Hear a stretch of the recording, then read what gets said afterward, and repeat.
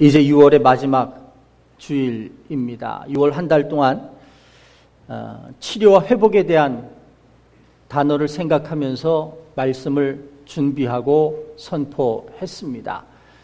우리에게 치료받아야 될 부분이 있다면, 또 우리가 회복해야 할 부분이 있다면 그 문제를 어디서 치료받고 어디서 회복해야 하느냐라고 하는 생각으로부터 시작해서 그의 실제적인 실천적인 부분까지도 함께 생각을 해 보았습니다. 오늘은 이제 그의 마지막 시간인데 오늘 제목을 그렇게 잡아봤습니다. 부족한 것을 채우세요라는 제목입니다. 좀 약한가요? 제가 너무 제목을 잡다가 맨날 이렇게 하십시오, 저렇게 하십시오라는 말만 자주 써서 너무 강하지 않을까 생각하다가 부족한 것을 채우세요라는 말씀의 제목을 잡아 보았습니다. 자, 여러분들의 삶에 부족한 것이 무엇입니까?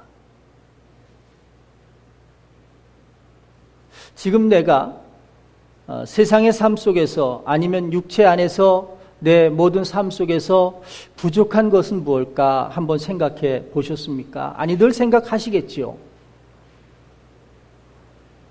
그러면 내가 하나님을 믿는 믿음 가운데서 신앙인으로서의 삶을 살아가는 가운데서 또 나는 부족한 것이 무엇인가 한번 생각해 보셨습니까?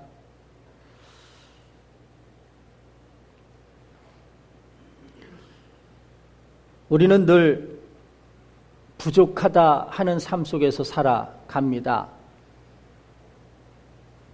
연약하고 나약하고 그것이 육신적인 모습이라 그것 때문에 힘들어하고 고통받아 살아갑니다. 물질에 대한 어떤 의지력이나 또 물질에 대한 어떤 마음을 접고서라도 그것보다 더 높은 가치, 그것보다 더 높은 모습을 가지고 살아야 하는데도 불구하고 어쩔 수 없어서 물질로 연연하여 살아가는 인생이 되기도 합니다. 통장의 잔고나 주머니에 좀 넉넉한 돈이 있으면 왠지 마음이 편해지는 게 우리 마음이고, 잔고가 바닥이 나고 주머니에 돈이 없으면 끝도 없이 마음이 불안해지는 게 우리들의 모습입니다. 그걸 신앙인의 모습으로 비춰놓고 볼 때 이 정도밖에 안 될까? 왜 이런 모습밖에 되지 않을까라고 생각하면서 고민하기도 합니다. 어떤 문제를 만나고 어떤 큰 사건을 만났을 때 여지없이 하나님의 자녀로서의 모습과 형상은 나타나지 않고 여전히 당황하고 불안해하고 조급해하는 모습을 보면서 내가 무엇 때문에 기도하고 무엇 때문에 하나님의 말씀을 보고 여기까지 왔는가 회의를 느낄 때가 또 있습니다. 이런 때도 있겠지요. 나도 열심히 기도하고 옆에 있는 분도 열심히 기도했는데 내가 기도해서 받은 것보다 옆에 있는 분이 기도해서 받는 것이 더 많은 것 같아서 사실은 좌절하고 절망하고 또 괴로워하는 마음도 가지고 있겠지요. 사실 세상의 눈으로 보면 세상에서의 많은 것들은 거의 대부분 다 우리를 상처나게 하고 고통받게 하면서 괴롭게 하는 문제일 수밖에 없다는 생각이 듭니다. 그러면서 우리는 세상 속에 살아가면서 끊임없이 그 문제에 대해서 해결을 듣기를 원하고 그 문제가 해결되기를 원하면서 살아갑니다. 오늘도 성전문을 나서는 그 순간부터 세상은 우리들에게 상처를 줄 것이고 우리는 그 상처를 견디어가면서 하나님의 백성으로 살아가야만 합니다. 그러면 무엇이 내게 있어서, 무엇이 내 안에서 가득해서 세상이 주는 상처를 넉넉히 밀어내고 세상이 주는 상처를 넉넉히 수용하면서 보다 큰 사람, 보다 넓은 사람, 보다 믿음과 신앙의 안정적인 사람이 될 수 있을까가 늘 우리 믿는 사람들의 고민일 것이다 생각이 듭니다. 오늘 여러분에게 읽어드린 이사야 40장에 있는 이 말씀은 굉장한 말씀입니다. 사실은 그냥 문자적으로 받아들이면서 그냥 그렇게 있는 말씀 정도로만 생각할 말씀은 아니다라고 하는 겁니다.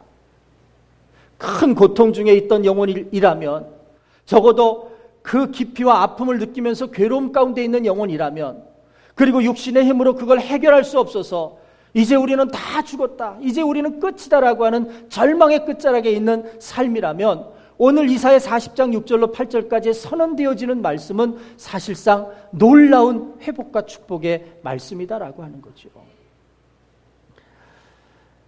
오늘 40장 말씀의 바로 앞에 있는 말씀에는 하나님께서 죄를 짓고 회개하지 아니하고 끝까지 변화되지 않는 이스라엘 유다 백성들을 향해서 멸망을 선포하고 심판을 선포하는 말씀입니다. 그런데 그 멸망과 심판의 선포가 그냥 끝나는 것이 아니라 완전히 죽었다, 완전히 끝났다라고 생각할 만큼 절망적인 것이었습니다.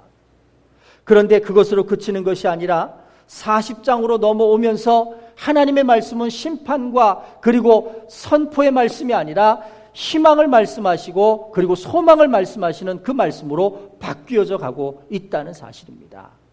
여러분, 오늘 우리들의 삶에 이런 변화가 있기를 주님의 이름으로 축복합니다. 죽을 것 같은 마음과 죽을 것 같은 고민을 가지고 살아오지만 하나님이 우리에게 주시는 사랑과 그 말씀은 우리에게 다시 회복시키시고 다시 소망을 주시는 말씀인 것을 깨닫는 여러분들이 되시길 주님의 이름으로 축복합니다. 오늘 이사야 40장 6절로부터의 말씀을 보니까 외치라라고 선언을 합니다. 우리들에게 주시는 말씀입니다. 너희는 외치라는 겁니다. 무엇을 외치느냐? 이 말씀대로 한다면 그런 거죠. 길지만 모든 육체는 풀이고 그 모든 아름다움은 들의 꽃과 같으니 풀은 마르고 꽃이 시들면 여호와의 기운이 그 위에 불미라. 이 백성은 실로 풀이로다. 풀은 마르고 꽃은 시드나 우리 하나님의 말씀은 영원히 서리라 하라는 거지요. 좀 길지만 말씀을 요약하면 그겁니다. 풀, 꽃, 아름다워 보여도 끝이 있다는 겁니다. 시들어버리고 만다는 겁니다. 이 재단에도 꽃이 꽂아져 있는데 저는 꽃을 볼 때마다 우리 교회가 요즘 날씨가 너무 뜨거워서 이 꽃이 한 2주, 3주, 한 4주, 한 달 이상 좀 갔으면 저는 좋겠어요. 꽃값이 비싸니까. 그런데 날이 뜨겁고 더워서 이 꽃이 한 주도 채 가지 못합니다. 그래서 사실 조화를 그냥 꽂아놓으면 어떨까 생각을 하는데 또 드리고자 하는 마음은 그게 아닌 것 같아서 저도 그냥 허용을 합니다만은 풀과 꽃은 그 생명이 유한하여서 뿌리에서 떨어져 나오거나 가지에서 떨어져 나오면 더 그 생명이 짧아질 수밖에 없는 게 그들의 모습이라는 겁니다. 그런데 우리에게 선언하라고 하시는 말씀은 뭐냐면 우리들의 모습은 들의 풀과 같이 꽃과 같은 모습일지라도 하나님의 말씀은 영영이 서게 되리라라고 하는 말씀이죠. 오늘 우리들의 삶 가운데 영원토록 변함없이 영원토록 그 자리에 서셔서 우리에게 용기를 주시고 희망을 주시고 기쁨을 주시는 그 말씀을 받을 수 있는 여러분들이 되시기를 주님의 이름으로 축복합니다. 이스라엘 백성들에게, 그것도 절망 가운데 있는 이스라엘 백성들에게 오늘 주시는 하나님의 말씀의 가장 큰 제목은 뭐냐면 하나님의 영광이 회복될 날을 이스라엘 백성들은 반드시 보게 되리라라고 하는 약속이라는 말씀이죠. 오늘 여러분, 저희들의 삶이, 여러분들의 삶이 하나님의 영광이 회복되는 날을 바라볼 수 있는 그 믿음의 주인공들이 되시기를 주님의 이름으로 축복합니다. 그러기 위해서 담대하게 사람들을 향해서 위로하고 사람들을 향해서 그 기쁜 소식을 외치라라고 하는 말씀이지요. 우리가 읽지 않은 말씀이지만 9절의 말씀을 제가 잠깐 읽어드립니다. 아름다운 소식을 시온에 전하는 자여 너는 높은 산에 오르라. 아름다운 소식을 예루살렘에 전하는 자여 너는 힘써 소리를 높이라. 두려워하지 말고 소리를 높여 유다 성읍들에게 이르기를 너희의 하나님을 보라 하라. 두려워하지 말라는 겁니다. 소리치는 것 무서워하지 말라는 겁니다. 오히려 그 소리를 듣고 죽어가는 영혼들이 살아날 수 있고 그 소리를 듣고 낙심하고 있는 영혼들이 위로를 받을 수 있다는 말씀입니다. 오늘 이 말씀을 받아들고서는 여러분들이 되시기를 주님의 이름으로 축복합니다. 오늘날 우리 많은 국민들이 참 우울합니다. 살맛 안 난다고 말씀하시는 분들도 참 많습니다. 요즘 가장 많이 사용하는 단어가 하우스푸어라고 하는 단어더라고요. 하우스푸어. 이게 무슨 말인가 그랬더니 보통 그래도 내 집을 가지고 있으면 여러분 마음이 든든하시지 않습니까? 아니신가요? 자기 집이 있으면 그래도 마음이 든든하시잖아요. 그런데 요즘 시대는 내가 집을 가지고 있어도 가난한다는 겁니다. 가난하다는 거. 그 가난이 뭐냐 하면 대출을 받았고 그 대출받을 돈을 매달 갚아가는 과정 가운데 대출금이 오르고 갚아갈 돈들을 못 갚고 하는 과정들 속에서 정말 가난한 삶을 사는, 집이 있으되 별로 행복하지 않고 매달 정말 숨 막히는 순간이 돌아오는 것 같은 그런 기분을 맞을 때마다 하우스푸어라고 하는 그 신종어가 유행하는 거지요. 얼마나 고통스럽겠습니까?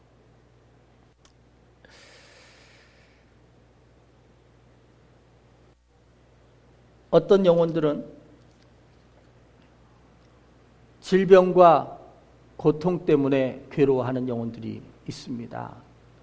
사실은 이런 말씀들은 그냥 일반적으로 드릴 수 있는 말씀은 아닐 것 같아요. 왜냐하면 사랑하는 내 가족 중에 해결되지 못하는 질병의 연약함을 가지고 있으면 그것이 온 가족의 근심이 되기도 합니다. 어떻게 사랑하는 가족 중에 한 사람이 아프고 한 사람이 약을 먹고 있는데 다른 모든 사람들이 약을 안 먹는다고 해서 행복을 느낄 수 있겠습니까? 다 같은 마음과 아픔을 느낍니다. 더더군다나 자녀의 아픔을 가지고 있는 부모의 모습이라면 그건 정말 다르게 생각해야 할 부분이라는 거죠. 내 육신의 일부를 내어주고라도 사랑하는 자녀의 아픔과 고통을 제거해 줄 수 있다면 정말 떼어서라도 줄 수 있고 다 내서라도 줄 수 있는 게 부모의 마음일 것이다라고 하는 거죠. 우리가 가지고 있는 고통입니다. 사실은 내색할 수는 없었지만, 표현할 수는 없었지만 이런저런 문제가 다 이렇게 내 살을 뜯어내는 것 같은, 내 마음을 찢어내는 것 같은 아픔과 고통 속에 다 우리는 살아가고 있다는 겁니다. 오늘 이런 심령들에게 오늘 우리에게 주신 하나님의 말씀은, 하나님께서 너희는 내 백성을 위로하라고 말씀하시는 겁니다. 사실은 6월 한 달을 기억하면서 우리가 가진 상처의 많은 부분들을 생각해보고, 우리가 고통스러워하는 문제의 많은 부분들을 생각해보고, 여기에 대한 하나님의 음성과 여기에서 주시는 하나님의 메시지를 발견해서 되도록이면 그 상처가 회복되고 그 상처가 오히려 하나님 앞에 영광을 나타내는 귀한 증거들이 될 수 있는 그런 믿음으로, 그런 삶으로 바뀌어지기를 소원하면서 말씀을 준비했습니다. 여러분, 오늘 이 말씀들 속에서 진정한 진리를 발견할 수 있는 여러분들이 되시기를 주님의 이름으로 축복합니다. 여러분, 어디서 위로를 찾을 수 있을까요? 저는 이렇게 말씀드리고 싶습니다. 위로는 하나님께로부터 찾을 수 있습니다. 이것을 경험한 사도 바울은 고린도후서 1장 3절에 하나님을 찬양하면서 그가 어떻게 고백하느냐 하면, 그는 우리 주 예수 그리스도의 하나님이시요 자비의 아버지시요 모든 위로의 하나님이시니라라고 말씀하고 있습니다. 모든 위로의 하나님이시라는 겁니다. 우리를 자녀로 생각해 주셔서 아버지의 마음을 가지고 계셔서 내가 아픈 것, 그것 가지고 나와 상관없다 생각하지 않으시고 같이 아파하시고 같이 고민하시며 같이 울으실 수 있는 분이 아버지 하나님이시다라고 고백한다는 겁니다. 여러분, 하나님만이 우리의 참된 위로자가 되실 수 있습니다. 영원한 진리이시기 때문에, 전능하시고 자비로우신 하나님이시기 때문에 가능하다라고 하는 겁니다. 아마 이것이 속임수라면 그 거짓말과 속임수는 한 세대를 넘기지 못할 것입니다. 분명한 것은 수세기를 걸쳐서 우리들의 삶에 증거되었고, 그 증거와 고백이 성경에 기록되었고, 그것이 다시 우리들의 삶에 선포되어지고 고백되어지는 삶이 있기에 오늘 이렇게 당당하게 말씀을 드릴 수 있다라고 하는 거죠. 여러분, 오늘 우리가 어떤 어려움과 고난 중에 있을지라도 우리의 고난의 짐을, 그리고 죄의 짐을 대신 지신 예수 그리스도로 인하여 여러분 위로를 받는 삶이 되시기를 주님의 이름으로 축복합니다. 사도 바울은 그렇게 이야기하더라고요. 그리스도의 고난이 우리에게 넘친 것 같이 우리가 받는 위로도 그리스도로 말미암아 넘친다라고 하는 거죠. 그리스도가 우리 때문에 고난을 받으신 것, 넘치는 사랑을 입었다는 겁니다. 그 넘치는 사랑이 오늘 우리가 받는 위로도 넘치도록 받을 수 있다는 겁니다. 이건 사실입니다. 이건 진리입니다. 이것을 붙들을 수 있는 여러분들이 되시기를 바랍니다. 예수님께서요, 내가 길이요 진리요 생명이라고 말씀하시잖아요. 여러분, 길과 진리와 생명 되신 예수님을 바라보시기를 바랍니다. 또 예수님께서 부활하시고 승천하실 때 우리 가운데 말씀하신 말씀이 있지요. 여기 앞에도 걸려져 있는 말씀이지만 하늘과 땅의 모든 권세를 내게 주셨고, 그리고 마지막에 말씀하시기를 내가 세상 끝날까지 너희와 항상 함께 하리라는 말씀이잖아요. 끝날까지 너희와 항상 함께 하시겠다. 이것보다 더 큰 위로가 있을까요? 오늘 우리가 혼자가 아니라는 거지요. 내 짐을 다 지시고 내 모든 형편을 다 아시는 주님께서 끝까지 나와 함께 하신다는 사실입니다. 오늘 이 예수 앞에 위로를 찾으실 수 있는 여러분들이 되시기를 주님의 이름으로 축복합니다. 이제 처음에 읽어드렸던 마가복음 9장의 말씀을 다시 한번 펼쳐보시기를 바랍니다. 지금까지 드려진 말씀에 삶의 모습 가운데 드러나는 실제적인 모습으로 증거된 말씀이 오늘 마가복음 9장에 나타납니다. 여기에는 몇 가지 사람이 있습니다. 우리가 내용을 읽었지만 먼저 이렇게 여태까지 낫지 않는 질병을 가지고 있는 이 아들의 모습이 있을 겁니다. 이런 질병이 있으면 얼마나 고통스러울까. 귀신 들린 내 아들이라고 이야기를 합니다. 그래서 18절에 보니까 귀신이 어디서든지 그를 잡기만 하면 그는 거꾸러져서 거품을 물고 이를 갈며 얼굴 낯빛이 파리해져서 쓰러져 버립니다. 때로는 그 쓰러지는 자리가 물 앞일 수도 있고 불 앞에 있을 수도 있어서 부모의 가슴을 철렁철렁 할 때가 있었다는 겁니다. 얼마나 놀랐을까요? 이런 아이의 모습이 있습니다. 자신이 가지고 있는 질병, 그것이 어떤 연유로도 해결되지 않고 때마다 그것이 순간마다 찾아와서 참 고통스럽게 만드는, 빼지 못할, 회복되지 못하는 아픔이 있는 이 소년이 있습니다. 또 한 사람이 있습니다. 누구입니까? 이 소년의 아버지입니다.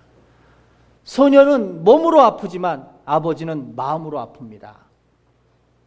천금보다도 귀한 아들일 텐데 그 아들이 귀신에 사로잡혀서 때로는 거품을 물고 쓰러지기도 하고 기절하기도 하고, 그 기절하는 자리가 물 앞에서도 그렇고 불 앞에서도 그럴 때 이 아버지의 마음이 어떻겠습니까? 한시도 그 아들의 삶에서 눈을 떼지 못하고 그 아들을 눈 밖에 내놓지 못하고 항상 그 아들의 뒤를 쫓는 아버지의 모습입니다. 정말 그러면서도 그 아버지의 생각은 저 아이에게서 저 병을 뽑아낼 수 있다면 정말 내 몸에 어떤 것을 다 내주더라도 아깝지 않을 것이다 라는 간절한 마음이 아버지에게 있었을 겁니다. 아버지가 가진 재산 아까워할까요? 아버지가 가진 어떤 지위 아까워할까요? 그렇지 않습니다. 자식의 문제라면, 자식의 일들이라면 누구라도 다 부모는 다 내어주기를 원하고 또 자신이 감당하기를 원합니다. 오늘 이 아버지가 이 아들의 문제를 가지고 제자들 앞에 나온 것도 다 거기에 기연한 마음 때문에 그렇습니다. 어떻게든 아들을 고쳐보겠다는 마음이지요. 그런데 여러분, 잘 생각해 보시길 바랍니다. 아버지의 열심이 아들의 병을 고치지 못합니다. 부모의 열정이 자식의 문제를 해결하지 못합니다. 이것이 우리가 겪는 현실입니다. 어릴 때는 이렇게 해라 저렇게 해라 하는 말이 되어지는 것 같습니다. 그리고 그렇게 만들어지는 것 같습니다. 그런데 어느 시기쯤 되면 부모가 이렇게 해라 저렇게 하는 말이 아이에게 전혀 영향력을 미치지 못합니다. 제가 언젠가 말씀드렸죠. 딸의 전화기에서 아버지의 이름이 콜링으로 딱 뜨는데 뭐라고 떴습니까? 기억나십니까? 그 인간. 이 부모가 이런 모습으로 변화되는 겁니다. 아들에게는 좋으라고 하는 소리, 자식에게는 좋으라고 하는 소리를 자식들은 잔소리로 받아들이고 지긋지긋한 소리로 받아들인다는 겁니다. 이게 우리가 겪는 한계입니다. 사실은 그렇게 하면 되는 것 같고 그렇게 하면 된다고도 생각하고 왔지만 결과는 그렇지 않더라는 거죠. 오늘 이 아버지는 얼마나 가슴이 아플까 한번 여러분 생각해 보시길 바랍니다. 이 이야기를 여러분들에게 말씀드리는 이야기는 내 속에서도 자식의 문제일 뿐만 아니라 남편의 문제이든 아내의 문제이든 아니면 부모의 문제이든 가족 간에 겪을 수 있는 많은 문제이든 또 그것이 아닌 또 다른 것에 대한 문제이든 사람을 직장에서 만나 사귀는 문제든 아니면 금전적이고 재정적인 문제든 어떤 문제든 문제는 다 우리가 가지고 안고 있는 문제일 수 있다라고 하는 거죠. 내가 노력하면 될 줄 알았습니다. 내가 최선을 다하면 될 줄 알았습니다. 내가 이렇게 하면 될 줄 알았습니다. 그런데도 아들의 문제는 해결되지 않았다는 게 지금 본문에 나온 상황이라는 겁니다. 또 다른 사람들이 있습니다. 예수님의 제자들이 여기 있고 그 다음에 이 모든 모습들을 가지고 논의하고 있었던 서기관들의 모습이 있었지요. 예수님의 제자들은 어떤 사람들입니까? 예수님의 치유의 능력과 기적을 그대로 믿고 행하면서 가는 곳곳마다 병자들을 낫게 하고 예수 이름을 증거하면서 사명자로 살던 제자들이지요. 그래서 그 제자들의 소문을 듣고 이 아버지가 그 소문의 근원지를 따라 지금 제자들에게 자신의 아이를 데려와서 귀신을 쫓아주고 병을 치료해 줄 것을 요청하고 있는 장면이었죠. 이미 요청했지요. 그런데 어땠습니까? 치료가 안 됐습니다. 얼마나 당황스러울까. 여러분 한번 생각해 보십시오.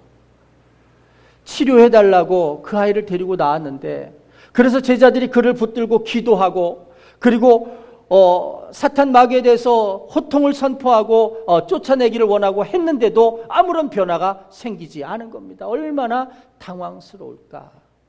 아버지의 기대는 또 자식의 기대는 그리고 둘러서 모든 것을 바라보기를 사람들에 대한 기대는 그 모든 시선을 다 한꺼번에 받고 있다가 일이 해결되지 않으니까 참으로 난감하고 그런 마음속에 있는 제자들의 모습이 있는 겁니다.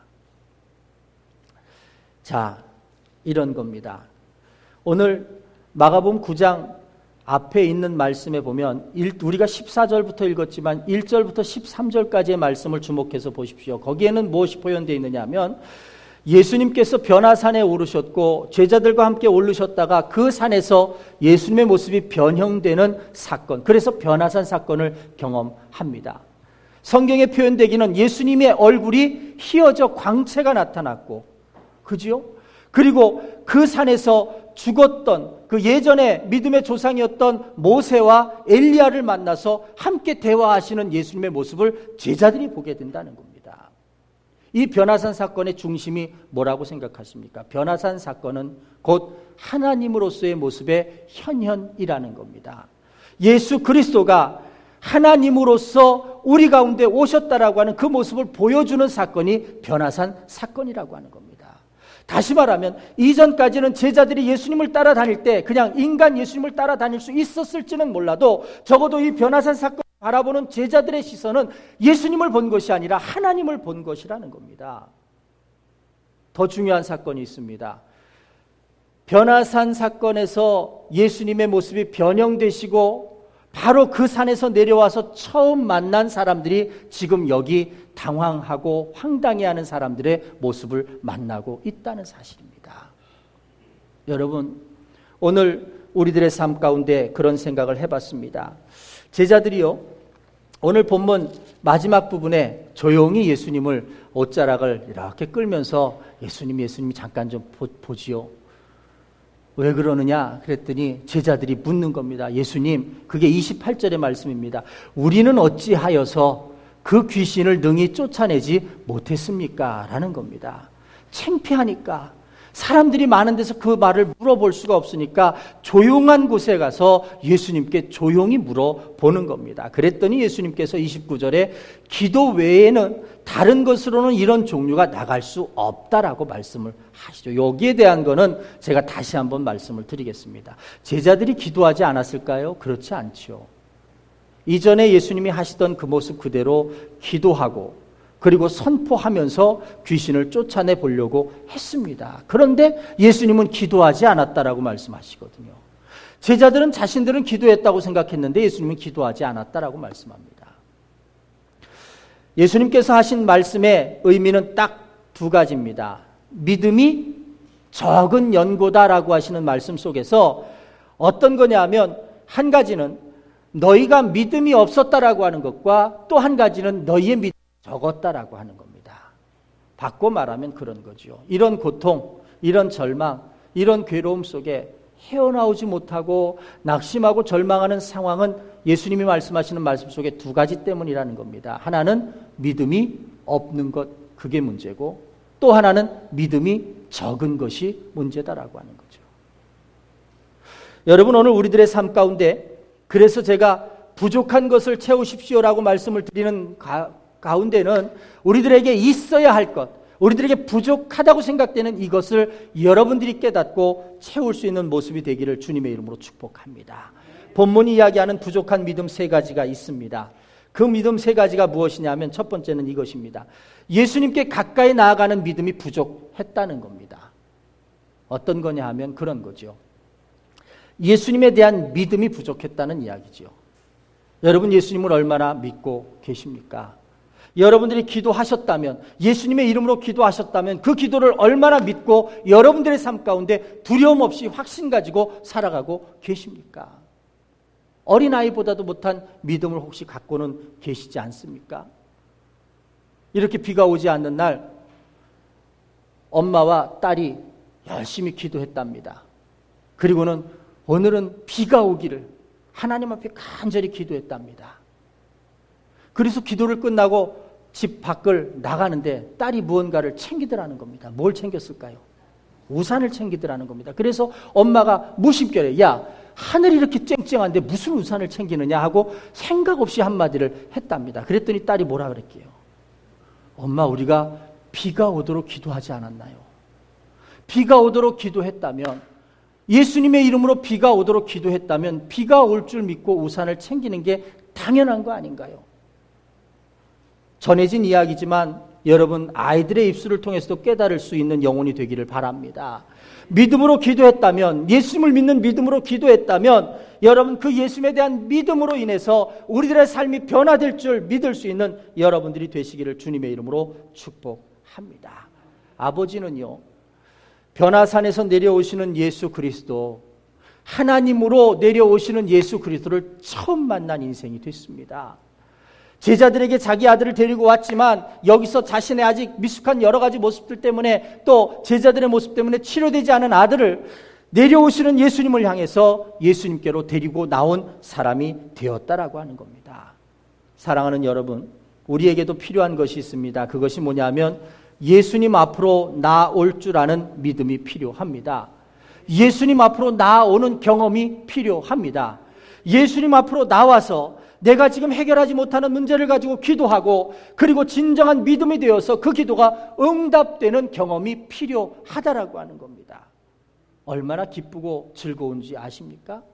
삶은 힘들고 고통스러워서 입에서는 단내가 나고 쓴내음이 나고 힘든 고통의 신음소리가 나지만, 그런데 그 기도를 하나님께서 들어주셔서 오묘한 섭리로 인도하시는 하나님의 손길을 경험할 때 우리들의 몸에서 얼마나 큰 전율이 일어나는 줄 아십니까? 우리 안에도 그런 은혜를 경험하시는 분들이 이 안에 있습니다. 여러분들의 삶에서 그 증거가 드러나지 않으면 제가 이런 말씀을 드릴 수가 없습니다.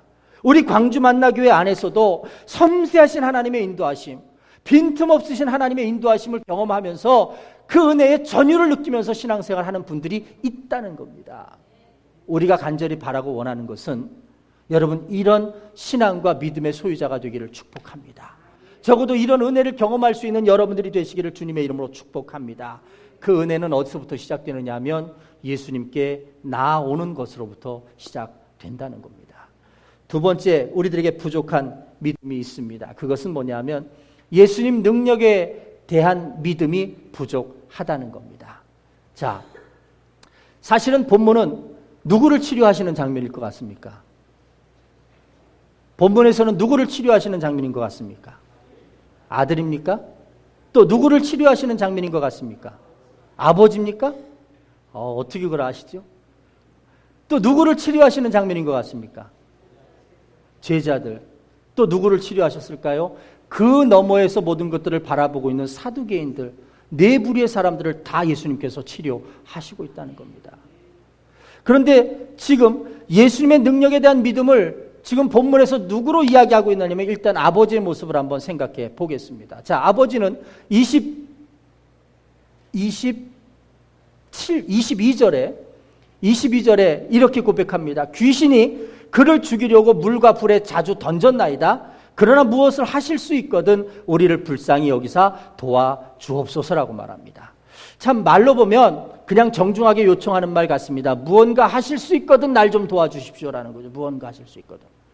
그런데 예수님은 그 아버지의 말에 대해서 뭐라고 말씀하시느냐 하면 할 수 있거든이 무슨 말이냐라고 말씀하십니다. 그러면서 믿는 자에게는 능히 하지 못할 일이 없다라고 말씀을 하십니다. 지금 아버지의 말과 아버지의 요청에 대해서 뭔가 예수님이 문제가 있다라고 말씀을 하시는데 그 문제가 뭐냐라고 하는 거죠. 그 문제가 뭐냐. 사실은 예의를 갖추고 정중하게 요청하는 표현 같지만 그 말과 자세 가운데는 예수님이 보실 때는 믿음이 있다 없다?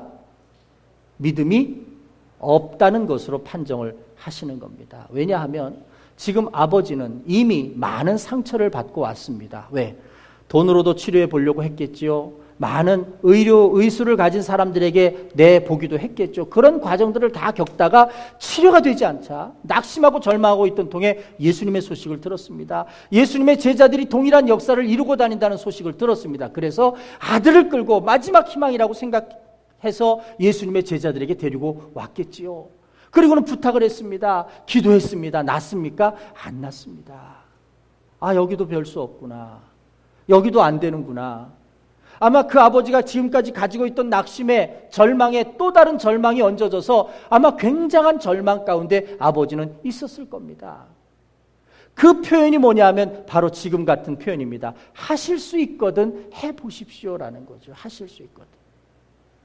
믿음의 역사는 이것이 아닙니다. 낙심하고 절망한 영혼들이 다 포기하고 다 뒤집어 놓고 아유 난 모르겠으니 마음대로 해보십시오. 할 수 있거든 해보십시오 라고 하는 건 믿음의 자세가 아니라고 하는 거죠. 중요한 것이 있습니다.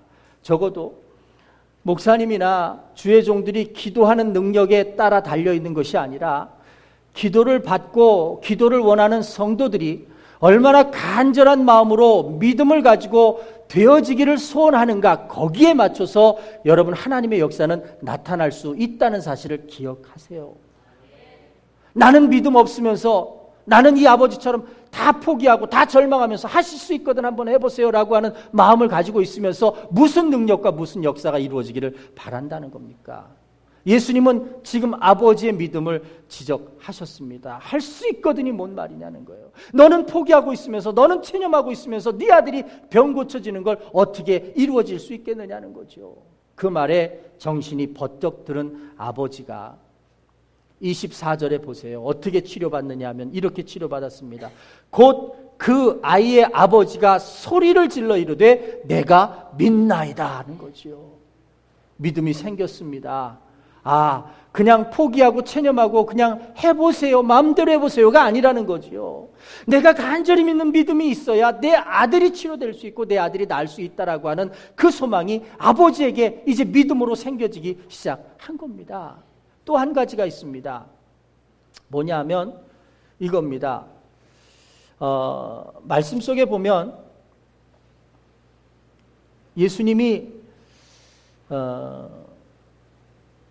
이 무리들 앞에 오셨을 때 18절에 마지막 절에 보면 이렇습니다. 내가 선생님의 제자들에게 내쫓아 달라 하였으나 그들이 능히 하지 못하더이다 하는 말씀이 있습니다. 그들이 능히 하지 못하더이다. 자, 그런데 지금 24절에 뭐라고 이야기하느냐면 나의 믿음 없는 것을 도와주소서라고 말합니다. 그들이 능히 하지 못하더이다 라고 하는 말과 나의 믿음 없는 것을 연결시켜서 생각하셔야 됩니다. 자, 아까 같은 이야기입니다. 그냥 던져놨습니다. 그리고 내 믿음에 상관없이 그들이 기도하는 것으로 치료될 줄 알았다는 겁니다.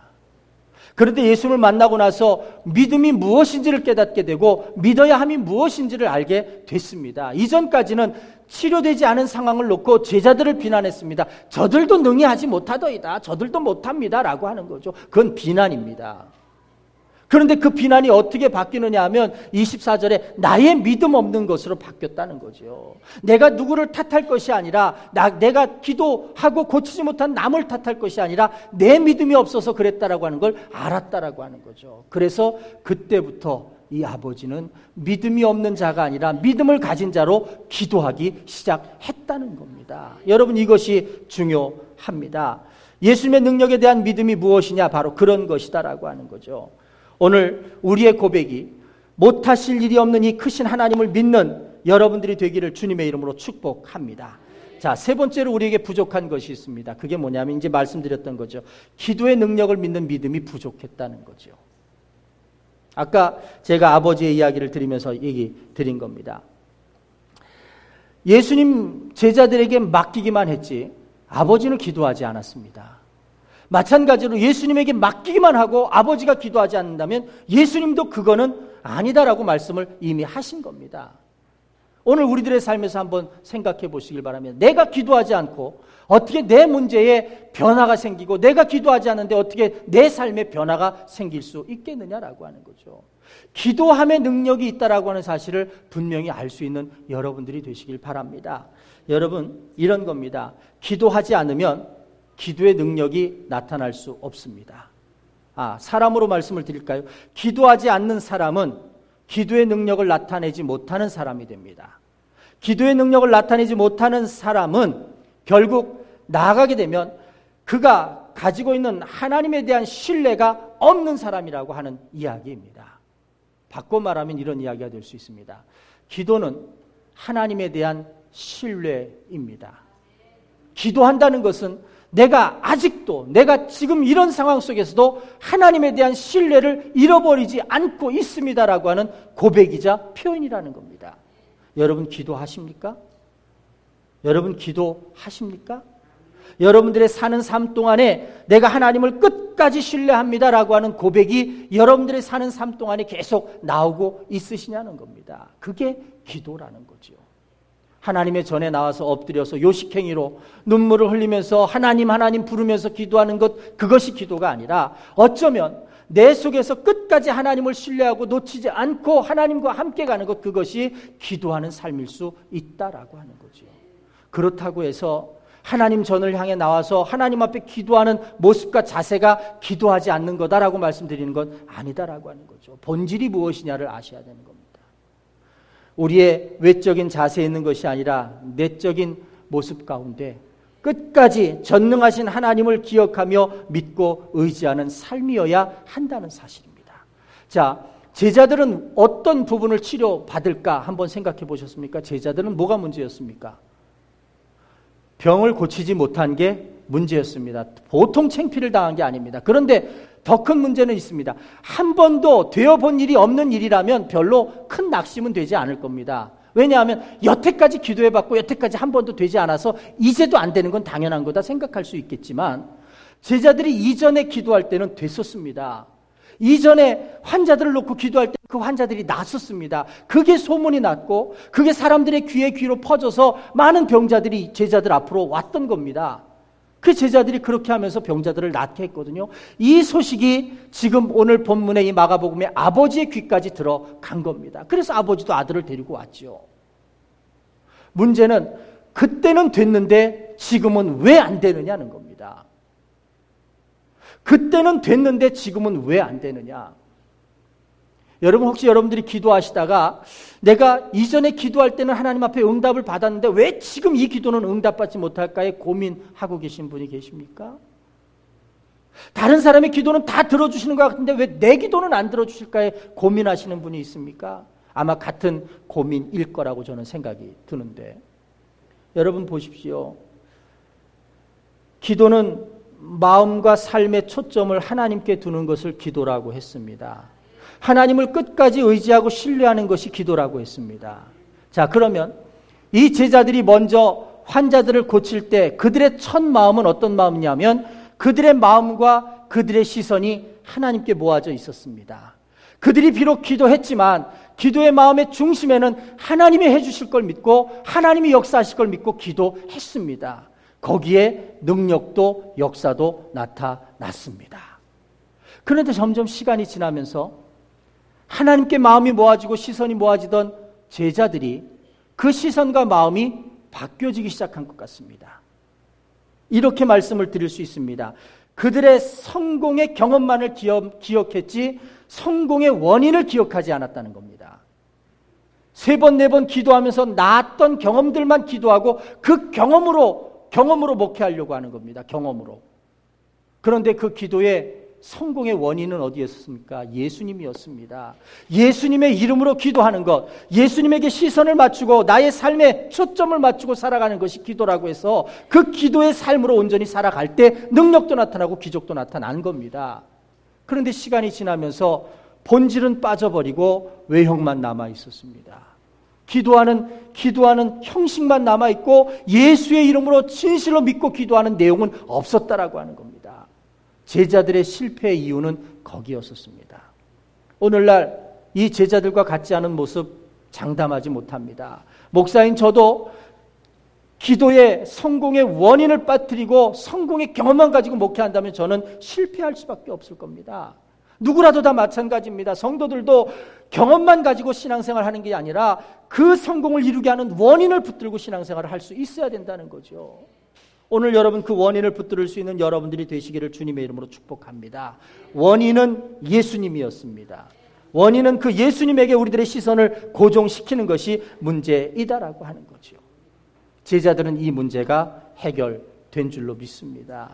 오늘 저와 여러분들의 삶에도 이 문제가 해결돼야만 합니다. 한 가지 일화만 좀 말씀을 드리겠습니다. 남북전쟁을 치를 때 링컨 대통령이 그 야전에서 전쟁을 치르면서 대통령의 천막이 있는데 그 천막에 하얀 깃발이 올라가면 아마 그냥 쪽 깃발이었겠죠. 그 깃발이 올라가면 지금 대통령이 기도하고 있는 중이다라고 하는 표식을 올린다는 겁니다. 그런데 많은 병사들과 대통령 주변에 있는 사람들이 그 모습을 보고 영향받은 건 뭐냐 하면 아주 힘들고 아주 전황이 어렵고 아주 난감한 일을 당할 때마다 대통령의 천막에서는 항상 흰 깃발이 올라가더라는 겁니다. 여러분 이것이 중요합니다. 좋을 때 기도가 아니고 기쁠 때 기도가 아니고 우리들의 모든 삶 속에서 어떤 삶 속에서도 하나님께 시선을 맞출 수 있는 그런 기도의 삶이 필요하다라고 하는 거지요. 한 번은 이런 일이 있었다고 합니다. 대통령 측근에 있는 유명한 강요들이 북군이 승리하도록 우리 북쪽에 있는 북군, 남과 북군이 싸웠잖아요, 미국에서. 그런데 북군이 승리하도록 하나님이 우리 편이 되주셨으면 좋겠다, 이렇게 기도했으면 좋겠다라고 이야기를 하니까 링컨 대통령이 펄쩍 뛰면서 이렇게 말씀을 하셨답니다. 하나님이 우리 편이 되시기보다 나는 우리가 하나님 편이 되기를 원합니다. 내 기도는 하나님이 내 편이 되어주시는 것이 아니라 내가 하나님 편에 서서 일하는 걸 원합니다라고 선언을 하시더라는 거죠. 여러분 이런 기도가 하나님이 인정하시고 하나님이 축복하시는 기도다라고 하는 거죠. 여러분 오늘 힘들고 어려운 시대를 살아가는 우리들의 삶에서 하나님의 이름을 붙들고 승리할 수 있는 길은 어디에 있겠습니까? 오늘 이 부족한 것을 채워가는 여러분들이 되기를 주님의 이름으로 축복합니다.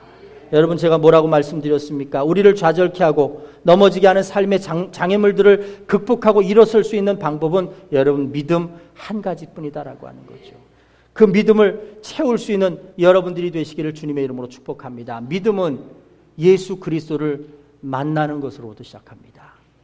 믿음은 예수 그리스도의 능력을 믿는 것으로부터 시작합니다. 믿음은 기도에도 능력이 있음을 깨닫고 온전한 본질로서 그 기도를 채워갈 수 있는 여러분들의 삶이 되셔야 될 줄로 믿습니다. 오늘 이 삶으로 여러분들의 부족한 부분을 채워가기를 주님의 이름으로 축복합니다.